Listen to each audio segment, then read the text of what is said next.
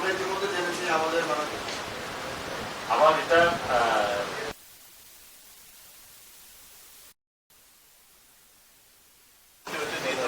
আচ্ছা যাই হোক আমরা তালিকাগুলো আপনাদের কাছে করবো, খরচের ব্যবস্থা করবো। একইভাবে আমরা প্রতি খেলায় আমরা আমাদের যারা তারা খেলোয়াড়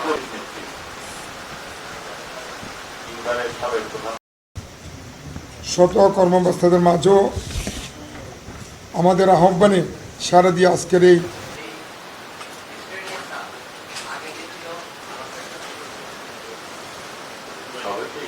আমরা যাতায়াত খরচটা দিব, তারপরে তাদের জার্সি অর্থাৎ যে আগামী প্রজন্ম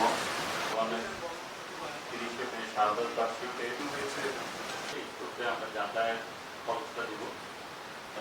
পরিবারের অজান্ত অনেক